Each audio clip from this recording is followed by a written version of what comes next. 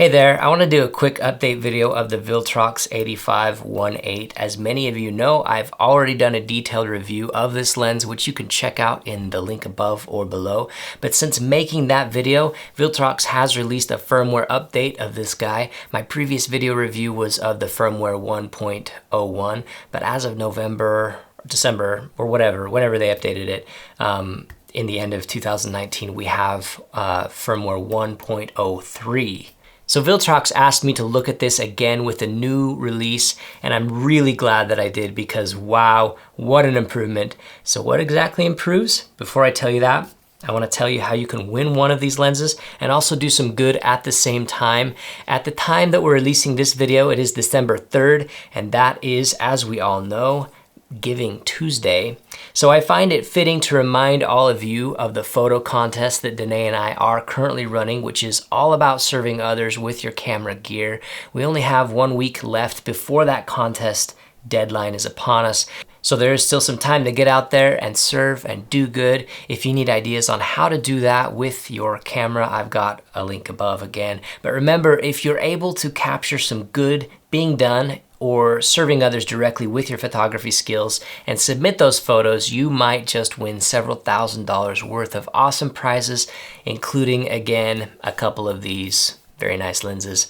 But if you don't want to go through all that effort, you can still do some good by sharing a tweet about the contest and being entered to win the Fuji X-T100 kit. To enter this, all you need to do is tweet, Instagram, Facebook out the URL of the contest, which is dogoodwithyourcamera.com, and the hashtag dogoodwithyourcamera.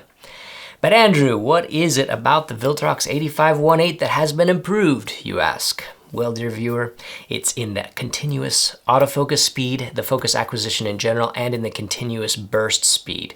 These were my biggest gripes in my first review of this lens, but all of those issues are in the past, I can happily report.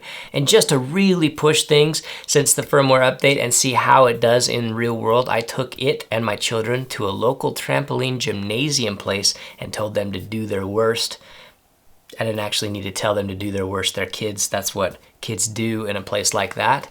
But I also brought along my 90mm f2 for comparison's sake. As most of you know, this lens, to me, represents Fuji's most optically perfect lens. And when it comes to autofocus with this quad linear focus motor, it's no slouch in that department as well. But I was absolutely surprised to find that my newly improved 8514 with its silent stepper motor seemed to be right there with it. My money would still be on the 90 f2 if it came to a side-by-side scientific autofocus speed test, but I could perceive no difference when photographing my extremely active children with these two side by side. The Viltrox 8518 was able to keep pace without breaking a sweat. The second major improvement has to do with continuous high-speed shooting. Earlier on with the Viltrox, it slowed the X-T3 down significantly and it didn't allow it to shoot at its maximum continuous burst rate. So nowadays though,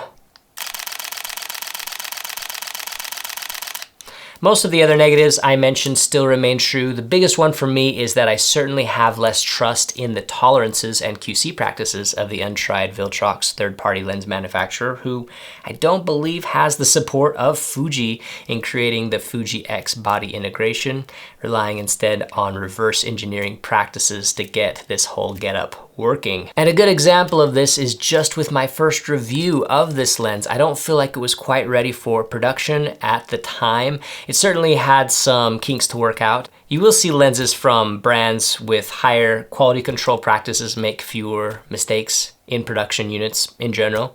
I'm also unsure of the quality of Viltrox's customer care, customer service. Only time will tell.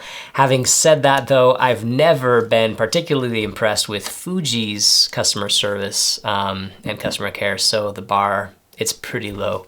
The other pros and cons I mentioned in my original video still remain true, so I would encourage you to go watch that video again. For those who want absolutely no compromises though, the 90 f2 will of course be your best bet. However, with the Viltrox 85, my biggest complaints have absolutely been addressed with this updated firmware, and now I have zero hesitation recommending this lens for folks who want a really solid alternative to the Fuji 90mm f2 on a budget.